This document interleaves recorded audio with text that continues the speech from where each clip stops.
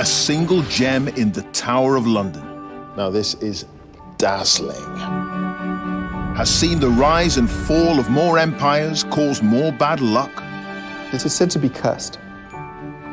and been more prized than any other precious stone on Earth. The Kohinoor is the most infamous diamond in the world. But it's only one of tens of thousands of gemstones It looks like sugar icing. and numerous crowns. You must have a lot of polish. A lot. Yeah. That make up Britain's most valuable treasure, the crown jewels. Collected over the centuries by our kings and queens, these objects are now used on ceremonial state occasions. And as part of the coronation, they announce the arrival of every new monarch. We've got a picture of a chap here. He likes a bit of bling. Now, to mark the Queen's historic Platinum Jubilee, her 70 years on the throne, we explore the objects that symbolize her reign. My word, it's actually pretty heavy. I'll even try my hand at making a crown. Oh dear. I've busted your tool. I want to explore the real value of these national treasures, what they tell us about ourselves and our past. These jewels reveal the story, for good or ill, of our islands over the last 1,000 years. It's like in The Lord of the Rings. The person who has this diamond has power and dominion. It is a complicated history, but it's one illuminated by some of the most beautiful objects on the planet. Using the latest technology and unprecedented access, we reveal their magnificence, their flaws, and the history buried deep within them. We think that's where it was broken, when it was hidden. 70 years after some of them were last used, are they just relics of a bygone era, or are they valuable symbols of our country?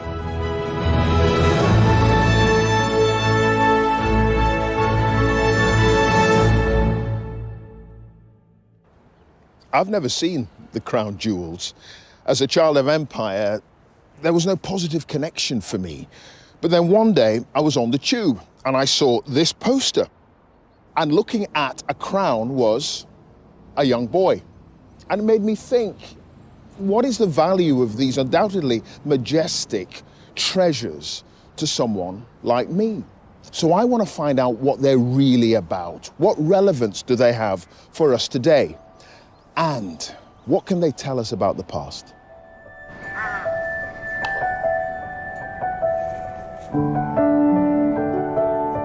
The Tower of London.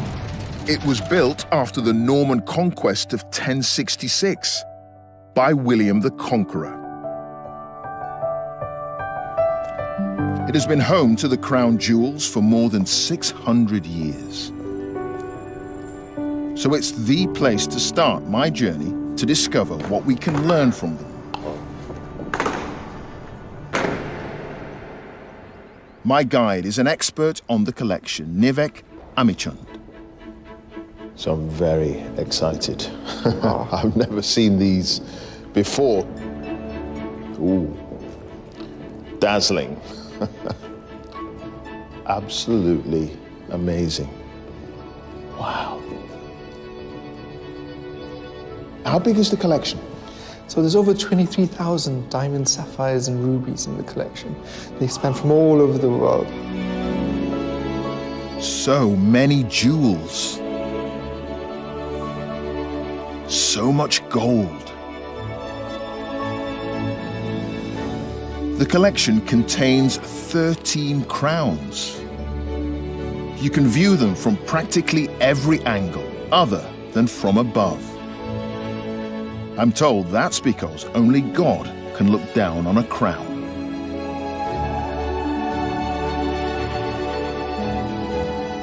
Now this is dazzling.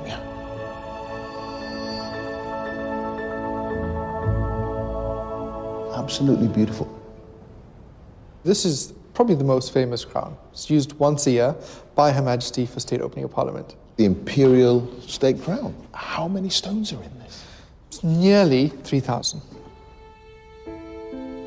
There are sapphires, emeralds, and rubies. But it's the diamonds that really impress me.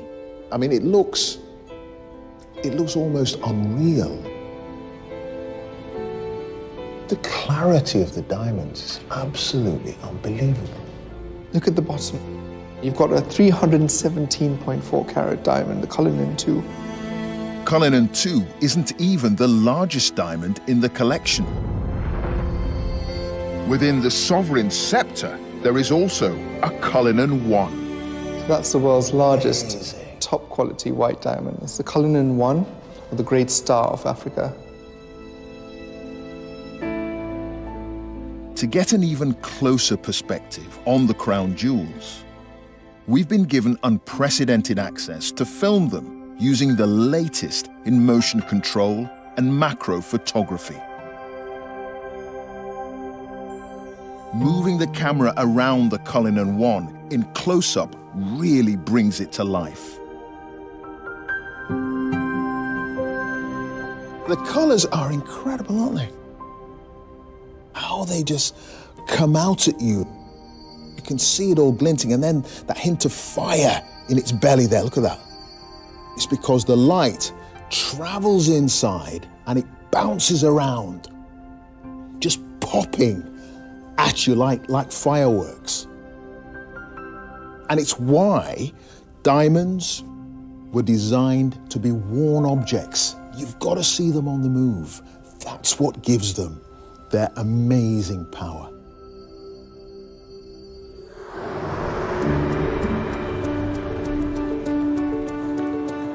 Now I understand just how fascinating these big stones are. I really want to get a sense of their value. I've come to discover more about diamonds from a few folk who are in the know. The Collins family have been royal jewelers to the Queen for over 20 years. Thank you. Josh Collins is head of the family business. I mean, how do you value a diamond? The way you value a stone is something called the 4 C's. So that's the carat weight of the stone, the colour, the clarity, and the cut. What's a carat? Apart from those orange things you eat. Yeah, so with gold, it's the quality, purity of gold, whereas with diamonds, it's actually a unit of measurement in weight. Ancient diamond traders used a seed called the carob seed. Okay. And they put a seed and a diamond on the scale.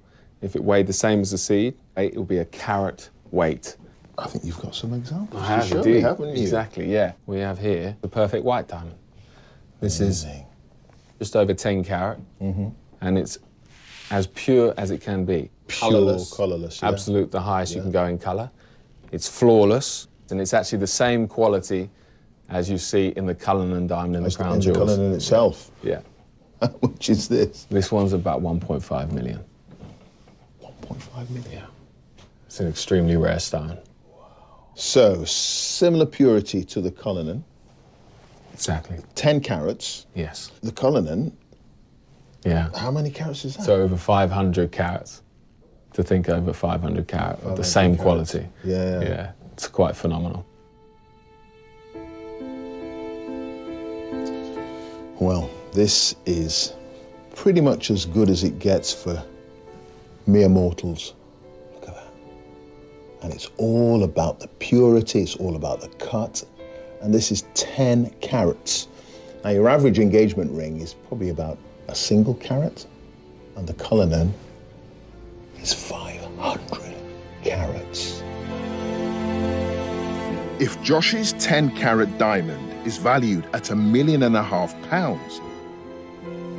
then that must make the 530 carat Cullinan I, the Great Star of Africa, worth much more than that. But the crown jewels are so famous, and in many ways beyond mere monetary value, as crown jewels expert Alistair Bruce explains. People always try and value things because they value their own jewels. If you look at the full collection, There are so many historic stones. I think overall, calling it priceless is sensible, but you can just add as many zeros as there are diamonds in the collection.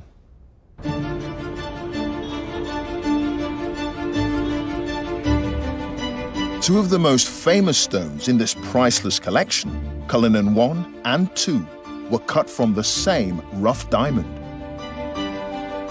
I'm fascinated to discover the story behind it. So I've come to the Natural History Museum, home to one of the country's largest collection of gems. Alan Hart is a world expert on gemstones. So I've seen the Cullinan. It's pretty huge. It is. And obviously it was big and it was cut down. So how big was it originally? Well, the Cullinan was the largest diamond ever found in a premier mine in 1905 in South Africa. It was actually 3,106 carats. Unbelievable. And how big exactly? Well, the great thing is they made models at the time. Yeah. And we have one of those models in the collections here in the museum. So you ready? I'm ready. So this is the actual model of the original Cullinan diamond when it was found. My word. Most diamonds found are tiny. I'll put this in your hand. It's a 1 carat diamond for Right. a real diamond for a comparison. And this one's 3,106. So how many diamonds were made out of that then? Actually, 9 major stones were made of this, and 96 smaller ones, so 105 diamonds were made. And so this is the major stone that was cut, the star. That's Cullinan 1, Great right? cut. That was in the scepter, the crown jewel. Oh, yes. And then the Cullinan 2. And that's the 2. The Cullinan diamonds look amazing, but their history is part of the complex legacy of empire. When the original rough diamond was discovered, South Africa was a newly formed part of the British Empire, and the powers that be decided there could only be one destination fit for the ultimate jewel. In 1905, the South African government gifted it to King Edward VII as a symbol of loyalty. The heart-stopping task of splitting the massive Cullinan was entrusted to the master diamond cutter, Joseph Asher of Amsterdam. Who better to give me more insight into the cutting of the Cullinan than Her Majesty the Queen herself? She spoke to us in 2017. It had a flaw in it. It had a brown flaw in it. I mean, a huge lump of bleh. Yeah. And they sort of worked it out, and they managed to, how he did it, I don't know, he hit it. And all the bits fell out, and the brown bit disappeared. That's why these little bits, you know, exist. I always wish I'd been there when they smashed it into pieces. These are the chips that were left.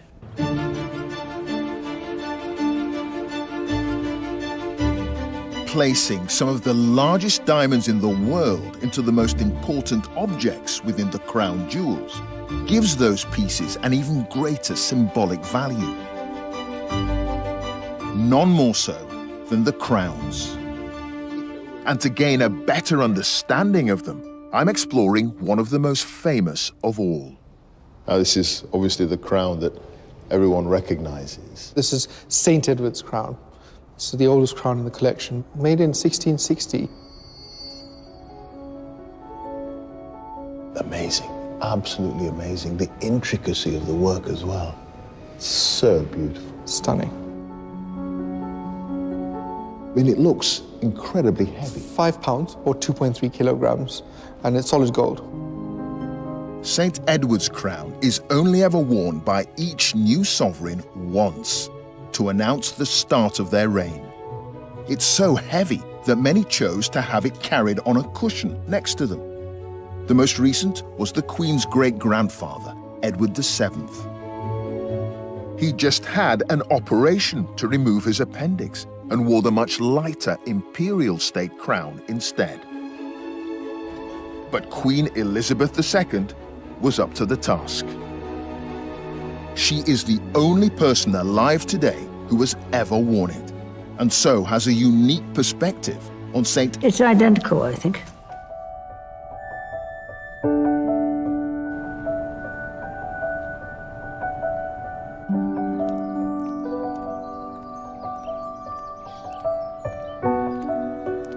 You've got to marvel at the beauty of those crowns, the intricacy, the jewellery, the metalwork. It's absolutely incredible. And I just wonder how you put together something like that. Well, I've come to Hampton Court Palace to find out.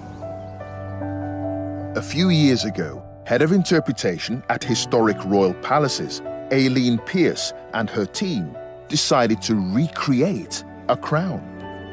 In this case, the lost crown of Henry VIII, who built Hampton Court for his second wife, Anne Boleyn.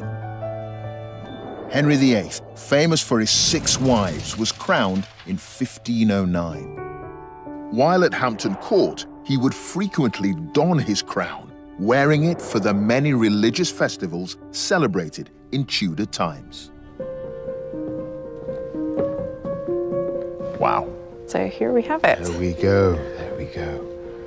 Using documents and illustrations preserved from the time, this lost crown was reconstructed with real gemstones and silver gilded with gold. The jewels are startlingly large. They're spinels, which is quite similar to a ruby. Yes, yes. But they're, yeah, very big. And then we can see these sapphires around here as well. But if you look at them, they're not clear. You know, nothing's faceted. Yeah, a little bit cloudy, that blue one. Yeah. So they don't perhaps sparkle like a modern piece of jewellery, but that's not the point of them. The point of them is the size and the colour and the beauty. Designed to impress. Yeah. But a Tudor bling, nothing wrong with that. It absolutely is a bit of stunning. Tudor bling. Yeah.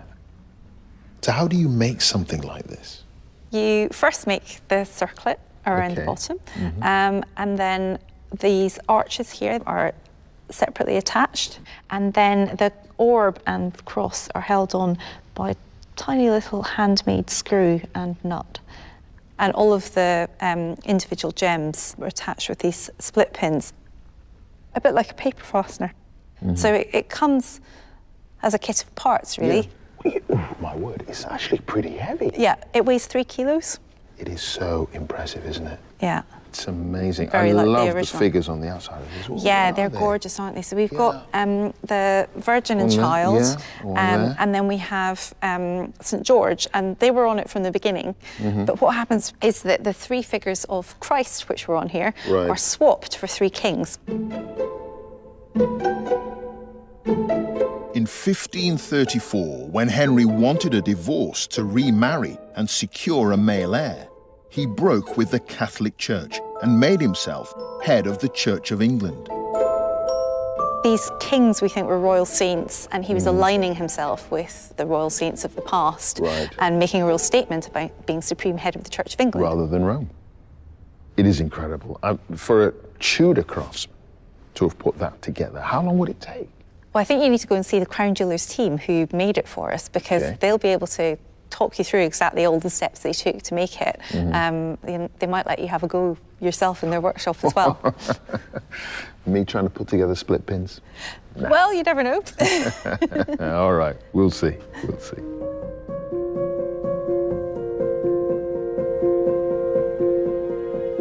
It's not that often you get to hold a crown. It is absolutely beautiful, and the pearls and the jewelry around. So this is living history right here. Heavy living history right here in my hands.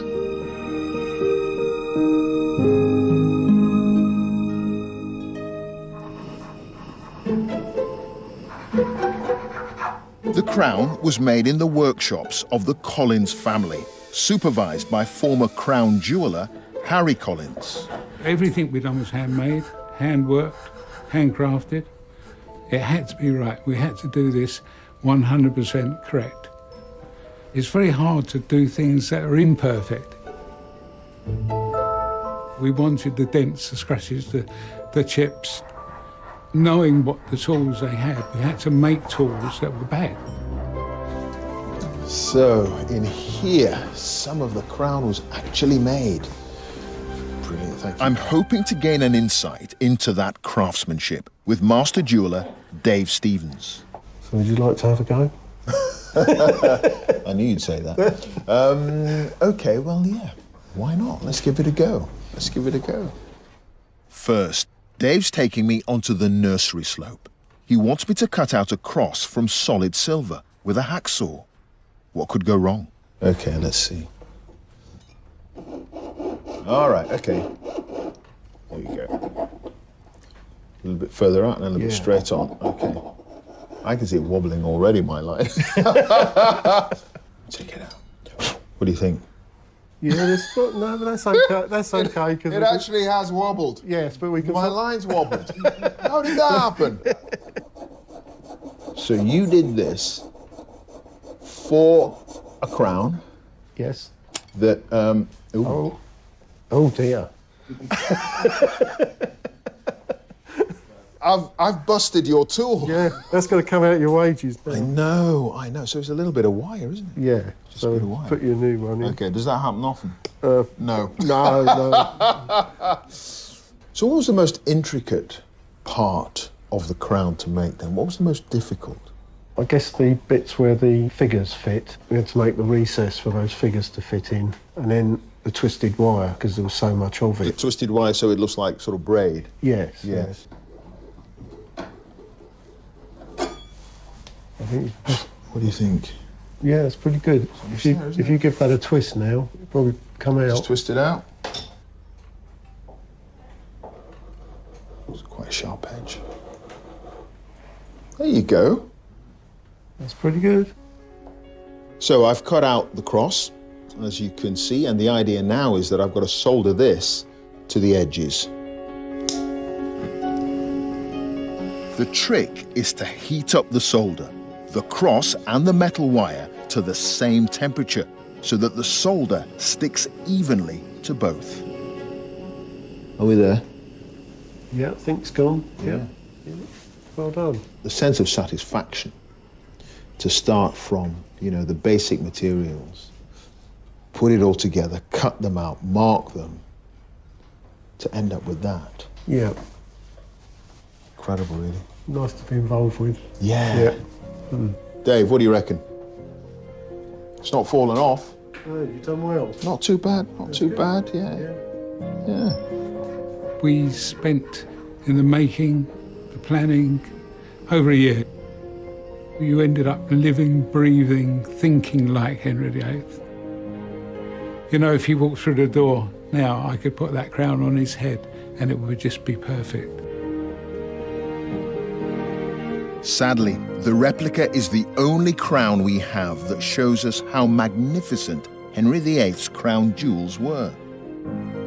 The original was lost in one of the most tumultuous conflicts in British history, when the crown jewels, as powerful symbols of monarchy, faced their bleakest moment.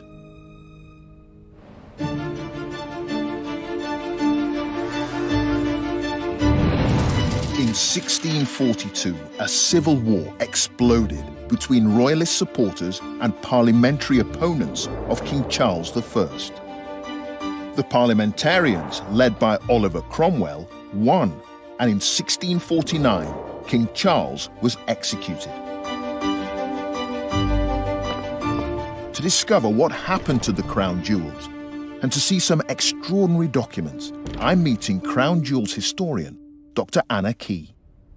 There was a very systematic approach to expunging symbols of royalty, and obviously the crowns and sceptres themselves were the sort of epitome of that.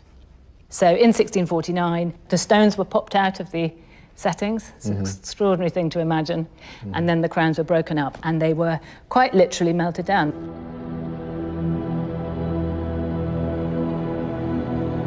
So this amazing document here, which I really think is one of the most extraordinary documents anywhere in this country, is the valuation that was done in 1649. Let me get my specs on for this.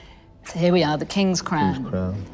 The imperial crown of massy gold, weighing 7 pounds 6 ounces, enriched with 19 sapphires, 37 rubies, 21 small rubies, emeralds, diamonds, and so on. And it's got the valuation here. £990. To try and put that in context, the biggest and most extraordinary of Charles I's paintings by Van Dyck was valued at £40.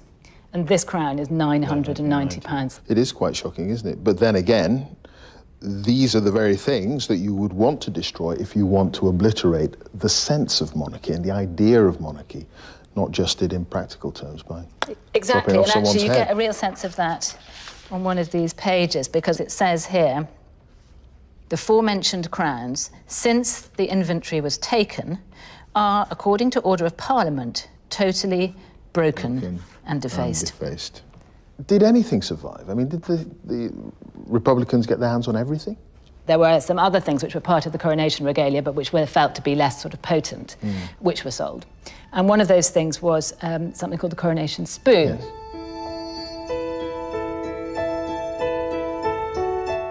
The chap who bought this spoon, when Charles II came back, he turned up at Whitehall Palace and said, "I've got your spoon, sir. You know, I bought it at the sale of the coronation regalia in order to preserve it for you, and I'm presenting it back."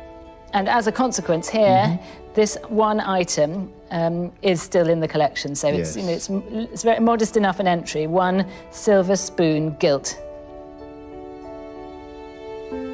The workmanship on the coronation spoon suggests it's more than 900 years old. The coronation spoon, dating to the 12th century, gives us a little view of what that medieval collection was like. It is now used in the process of anointing, but it seems originally to have been used in preparation of the wine for the Holy Communion. Our specially shot footage shows its wonderful 900-year-old craftsmanship in close-up detail. It also reveals something difficult to see with the naked eye, a small crack, highlighting how delicate some of these objects are. There's also evidence some other objects may have just made their way back to the collection. This is an interesting entry here because it describes this individual stone as one ruby ballast pierced, so it's got a hole in it. Right. And it's valued very highly, £4 on its own. And of course the Black Prince's ruby, which is that famous stone right at the front of the imperial state crown, the way it's mounted is through a kind of piercing, which is the device that holds it into position on the crown. So it's quite possible that this gem... That could be original. Yeah, was part of the collection that was sold in 1649 and then given back or bought back in 1660. But we don't know for sure. You don't know for sure because you can't tell. There's, you know, it doesn't have a photograph of it. There's not. Doesn't have measurements. So. But it's a nice legend to have, isn't it? Because it shows a direct line back to the original crown jewels. The Black Prince's ruby is one of the Queen's favourites. Can I ask if the crown could be brought a little bit closer to the Queen? This is what I do when I wear it. Yes, exactly. Can I look at this end? Yes, certainly. I like the Black Prince's ruby.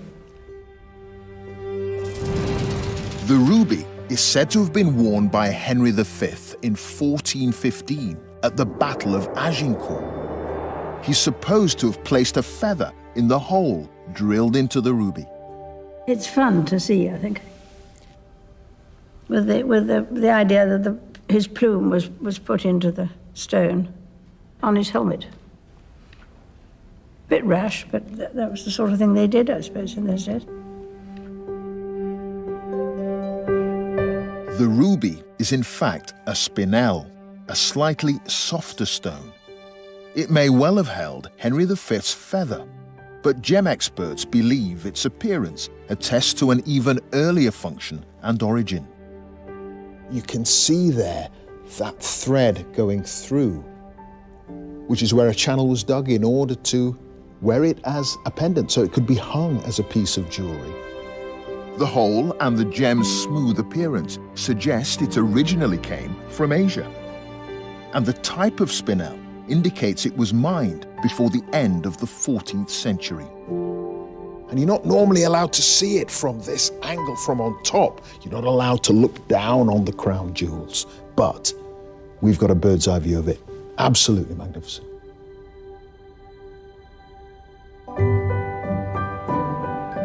There is one other gem in the collection that's thought to be a survivor of Cromwell's destruction.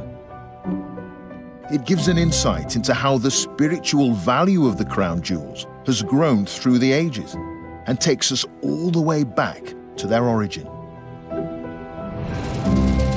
To Edward the Confessor, King of England, whose death in 1066 led to the Norman conquest and the crowning of William the Conqueror. The sapphire in the top of the imperial state crown is called St. Edward's sapphire because it's said to have been part of his coronation regalia and buried with the king on his finger. The objects with which he had been crowned, it was claimed, were removed from his coffin 100 years after his death and became the items with which all subsequent English monarchs were invested when they were crowned, which of course is a wonderful thing because not only were you in the tradition of the Confessor, this great heroic saintly king, but also through his objects a sort of miraculous power was passed on to sovereigns of England.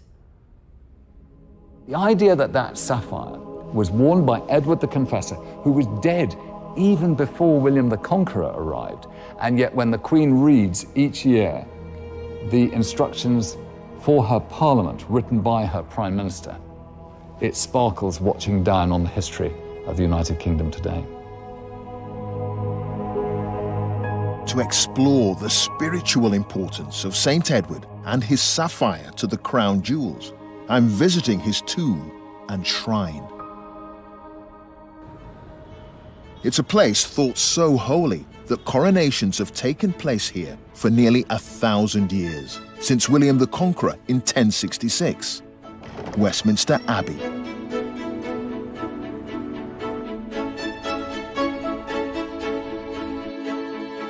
The last sovereign to be crowned here was our present Queen in 1953. Each of the objects she is presented with is designed to remind the sovereign of their duties, from acting wisely to dispensing mercy and justice. The Dean of Westminster, Dr. David Hoyle, who is also a medieval historian, wants to show me the spiritual home of the crown jewels. Stepping through into the shrine, there we are, and here is the shrine of the Confessor. People came here on pilgrimage to pray. They wanted the prayers of Edward the Confessor. They were looking for miracles. It's all about holiness and being close to holiness. The Confessor was so important that for nearly 1,000 years, all monarchs have been crowned in the crown that bears his name. Even in death, they keep close to him. Alongside him, Henry III, and then next to him is his son. There's Edward I. Edward III is over there. There is Richard II and his wife Anne of Bohemia, and there is Henry V at the far end. But an extraordinary concentration of a dynasty gathered around holiness. As I've learned, the original English crown jewels that grew out of the cult of St. Edward were lost forever when Cromwell removed them from the abbey and melted them down. But there is one other set of British regalia that escaped Oliver Cromwell's obsession with destroying all symbols of royalty. At Edinburgh Castle, its governor, Alistair Bruce, is introducing me to the Scottish crown jewels. The oldest in Britain, dating back to 1540. I'm looking forward to this. Well, this is the treasure of Scotland. Oh, that's a reassuringly heavy gate. It is, and I imagine keep everybody out. But you see, what we've got is the Honours 3.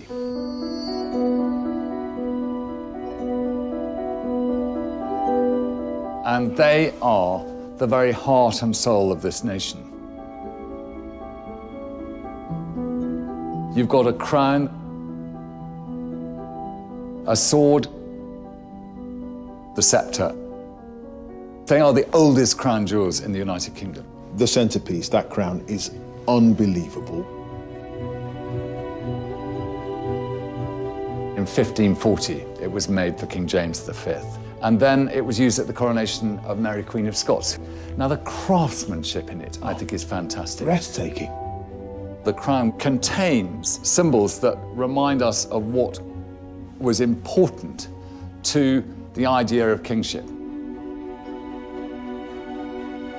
There's a great deal of Scottish gold in there, and all the little seed pearls come from Scottish rivers that, in a way, bring together the land of Scots into the crown of Scotland. So they're emblematic then, the jewels and the gold and the symbols.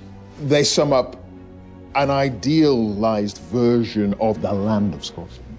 The idea of a crown was always to give a glow to an unanointed head. And what do you do that with? But with the best things you've got. Yes. And gold is the best thing that was available. And the sword? The sword, again, a symbol of kingly power, made in 1507. But it is quite fragile, isn't it? I mean, you can see a bit of damage on the end of the hilt there, and there's damage in the middle too. Now, there's a story to that. Yeah. We think that's where it was broken, when it was hidden, because when Cromwell was trying to track it down, it was taken further north to Dunnottar. Incredible. Well, I want to find out more. No question. You need to go to Dunnottar. The Scottish crown jewels, like their English counterparts, had come to represent more than just objects. And when they were threatened by Oliver Cromwell, much of Scotland united in trying to save them. We're heading north on the trail of the Scottish crown jewels, the honours as they call them here. We know Cromwell had melted down those that were in England. So what happened to the crown jewels up here?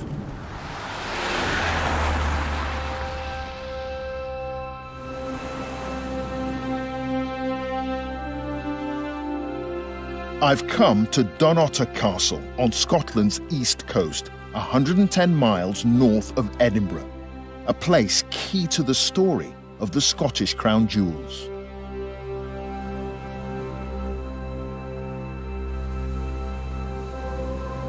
Well, we picked the right day for it. Look at that.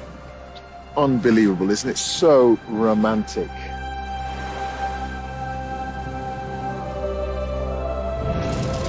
In 1651, in defiance of the English Republic, Scotland crowned Charles II king with the Scottish crown jewels. Cromwell then forced Charles into exile and sent his English army in hot pursuit of the last surviving symbols of monarchy. Alistair Cunningham is an expert on the history of Dunnottar. Dunnottar Castle was the last place in Britain to hold out against Cromwell. Cromwell was besieging this castle because the honours were brought here for safekeeping. So the castle is under siege. The enemy is at the gates. What happened to the jewels? The crown jewels of Scotland were stored here for 8 months. Cromwell's army. Initially, they didn't have big cannons. When the big cannons arrived, this keep started to be damaged, and that was when they decided that they had to get rid of the honours. So what did they do? They get out eventually, and I'll show you how. Ah. So the honours went out a window such as this one, Clive. This is the most romantic version of how the honours got out of the castle. They were lowered down, probably wrapped in hessian, to a serving woman who was collecting seaweed on the pebbles down below. She put everything in a wicker basket and walked off down the coast. And the chances are that the big sword was cut in two so that it would fit. So that's why it ended up in 2 pieces? Exactly, exactly. So she could carry it along with the seaweed.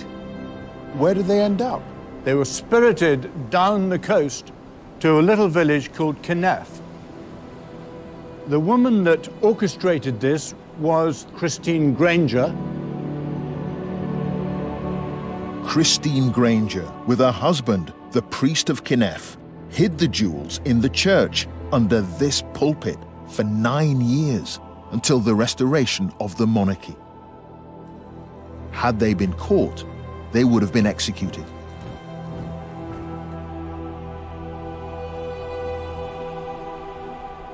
You can imagine just how angry, frustrated Cromwell must have been, besieging this place for 8 months. It finally falls, but the jewels he needed to get his hands on, they'd already gone. He understood the potency, the power of crown jewels, what they meant in symbolizing monarchy. The Scottish crown jewels had been saved by a servant woman with a basket and the courageous Christine Granger. It's quite incredible to realize how ordinary people have managed to keep that flame of Scottish nationhood alive by spiriting the crown jewels away.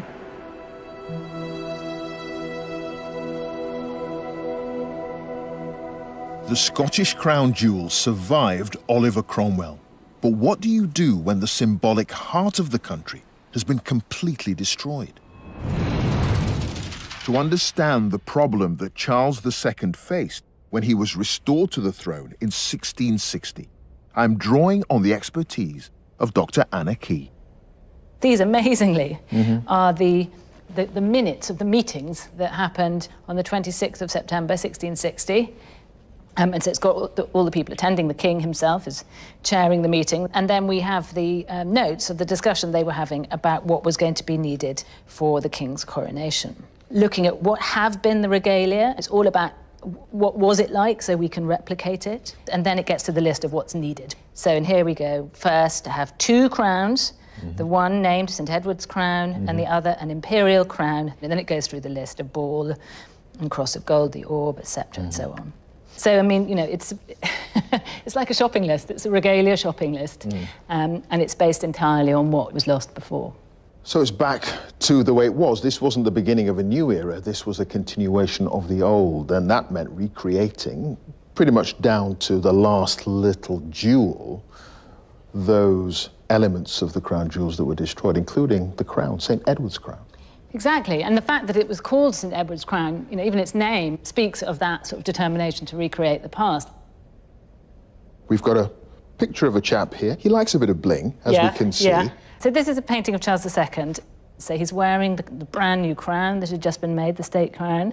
He's holding here one of the sceptres that had just been made, and he's got in his hand here the orb. If you were to hold this picture up next to the cases in the Tower of London, you know, you'd be able to, you know, absolutely be able to identify the objects that we see there.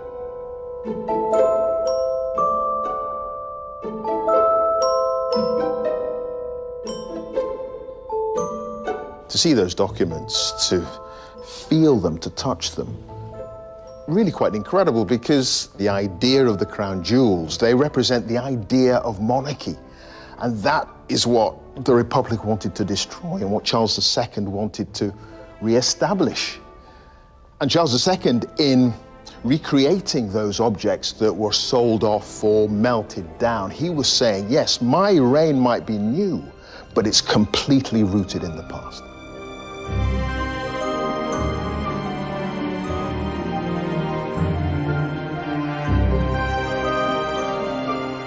Just as Charles II created a new set of crown jewels, objects continue to be added to the collection.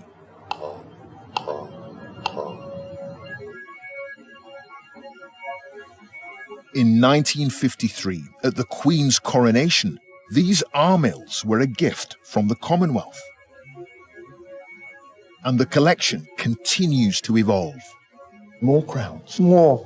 I mean, the crown in the centre was the latest addition to the crown jewels collection.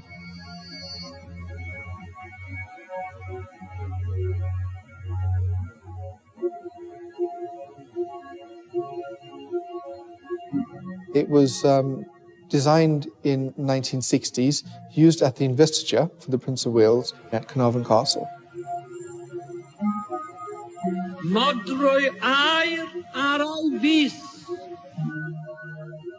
It's made with the process of electroforming, which puts incredible stress on the metal because it looks like it's been stretched. But it is very much of its period in the 60s. I suppose because of that modern design, you're seeing this sort of evolution of the collection through time.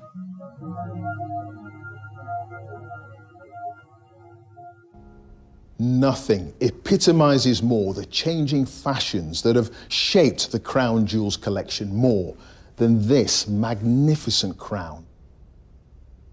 It was made for the coronation of George IV in 1821, and it was a time when diamonds were considered the thing to have, far more than gold.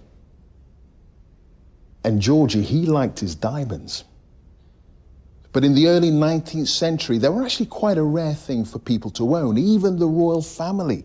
So to satisfy his craving for a crown encrusted in bling, he had to hire in 12,314 diamonds. I mean, imagine this, with another 12,000 diamonds all over it.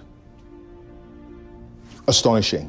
And of course, at the end of the service, well, he had to give them all back.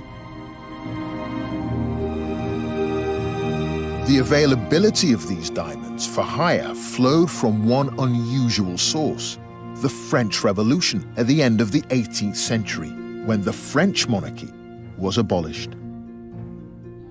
All the diamonds that had belonged to the French aristocrats who'd lost their heads in the guillotine found themselves landing in the crown of this new king who was celebrating a new Great Britain at the end of the Napoleonic Wars.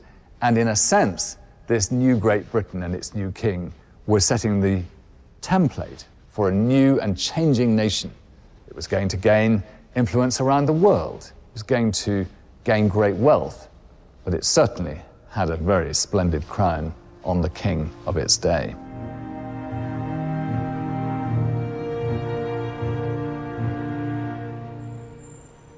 The diamond craze peaked in the mid-19th century in the reign of Queen Victoria.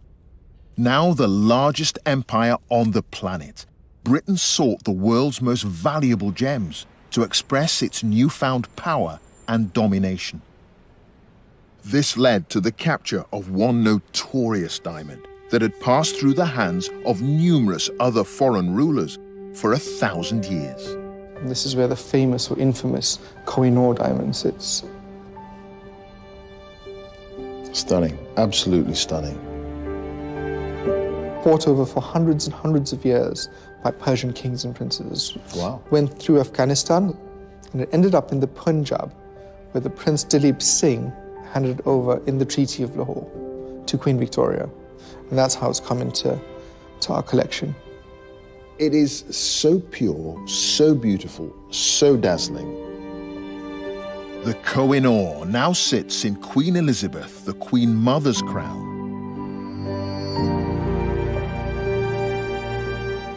And only women are allowed to wear it. It's said to be cursed. What is the curse? Every man who comes into contact with the stone, swift and bloody death. Ah. Yes. Every woman who comes into contact with the stone has lived a long and prosperous life. Right. Now, we're not superstitious, but when the team comes to clean these, no man goes near the stone. No man goes near the stone. Interestingly. Who's going to test the superstition? Who's going to test the superstition? The Kohinoor came to Britain in 1851 as a spoil of war after Britain defeated the Sikh Empire of the boy Maharaja Duleep Singh in northern India. To delve deeper into the complex history of the Kohinoor, Alan Hart is taking me into the vaults of the Natural History Museum. When the Kohinoor first came to England, it was actually what is called a Mogul cut diamond, an ancient cut. This is a cubic zirconia replica of the original Kohinoor diamond, as it was when it came to Britain in 1851. So that's the Mogul cut. The Mogul cut, yeah. And you can see there's a myriad of facets all the way around the top, flat base and a flat top. What's really interesting for me, Clive, is that how you would wear a diamond like this, because this would have been worn in an armlet. So if I take this stone, I want to try this out, I'll put it on your arm here as an armlet. As a Mogul would have worn it. Mogul would have worn it like this, huge. I can see an Indian it. prince. And you do it from the side, you can see how it glows with great presence. Wow. I mean, even through your fingers, I can see the light reflecting. Yeah, and even if I do it like this, you can see. That's when it comes alive. In India, the Kohinoor was known as the Mountain of Light. But when it was introduced to the British public as the star of the Great Exhibition in 1851, things didn't go to plan. Crowds thronged to the display.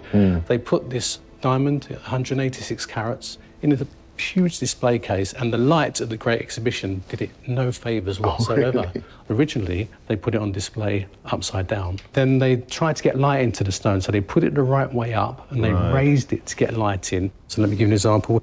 When I shine through the light through the top, it sort of dies somewhat, yeah? See, there's not much to it. Yes, it's a bit flat, isn't it? This didn't go down very well in the royal circles. The Kohinoor was known as the Mountain of Light, and the popular satirical press at the time was starting to call it the Mountain of Darkness. And so they decided that they would recut the diamond to Western taste to make it more sparkly. And the end result was this rather shallow cut. That is now what you see in the crown jewels. Crown jewels, yes. Big face-up stone, lots of light coming in, being projected out towards you. But of course, this is a 40% loss in weight. Yeah, they lost a lot of weight from the original mobile cut stone. A lot of carats lost.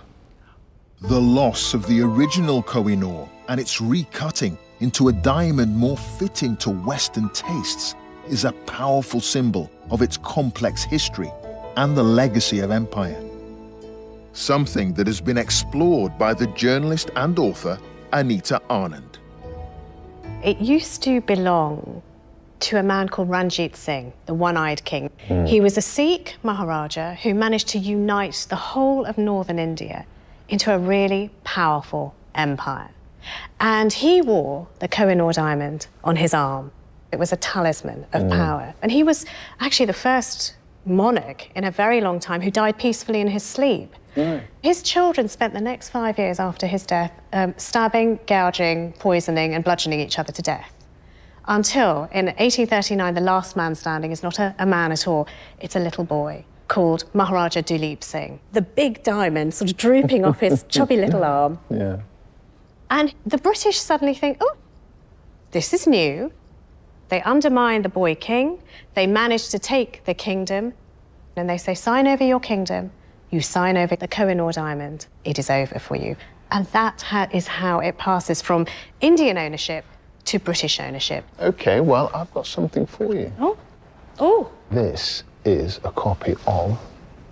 Oh, look, the original.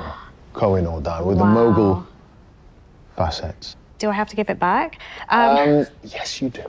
I've never held this before. That's amazing. It's beautiful. And this is the recut. Well, now, this is the one that anyone who goes to the Tower of London will be more familiar with. Exactly. Because you have to hold it. It is so much lighter. So much lighter. Every time any relative of mine came from India, they all beat a path to the Tower of London. They want to see the Kohinoor, because the Kohinoor means so much. So symbolic. So symbolic. It's a symbol of colonial humiliation for many people. Yeah. I learnt all my best swear words at the Tower of London, can I say? Because every time we took a relative, they would stand in front of the stone and swear. And get angry. And get angry. Yeah. And is that, in your eyes, a symbol of Britain's possession of India? It absolutely is. I mean, it was nakedly so. It's like in The Lord of the Rings, one ring to rule them all. It's very much got that kind of status, that the person who has this diamond has power and dominion, and it represents the humiliation of colonialism for many people, which is why it is a really tricky stone.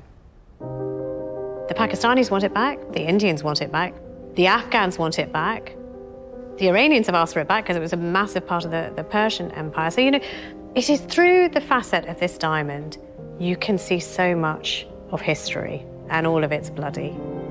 And yet, for the British, it is a symbol of this country's identity now as part of the crown jewels. Given the contested legacy, the contested history, so many states believe they have a claim on it.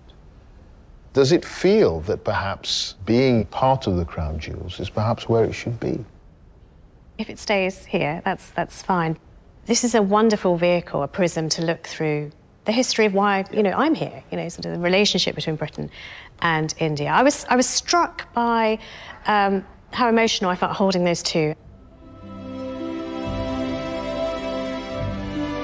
The important thing for Anita is that we learn the astonishing history of these objects. It's an extraordinary story, one that has continued into the 20th century, with the crowning of 4 monarchs, culminating in 1953 with the coronation of the Queen. I mean, I've seen one coronation and been the recipient in the other, which is pretty remarkable.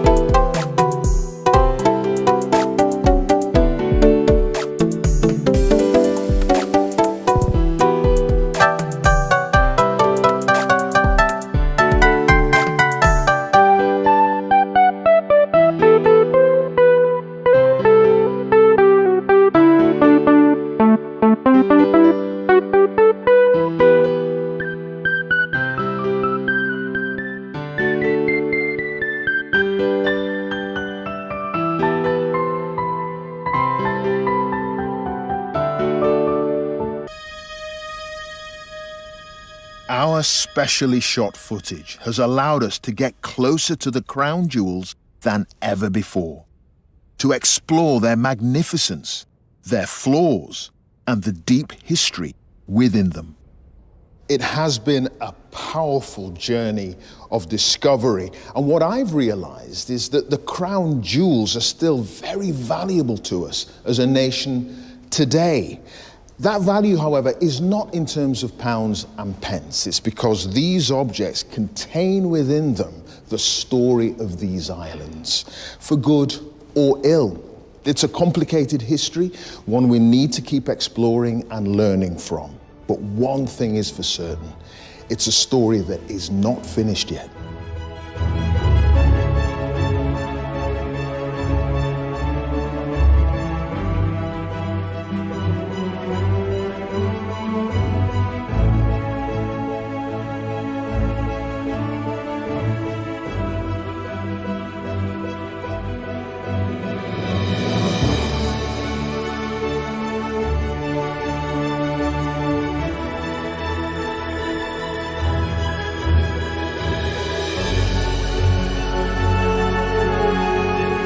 Concert fit for a queen. Musical royalty perform at the Platinum Party tomorrow at 7:30 on BBC One. Featuring never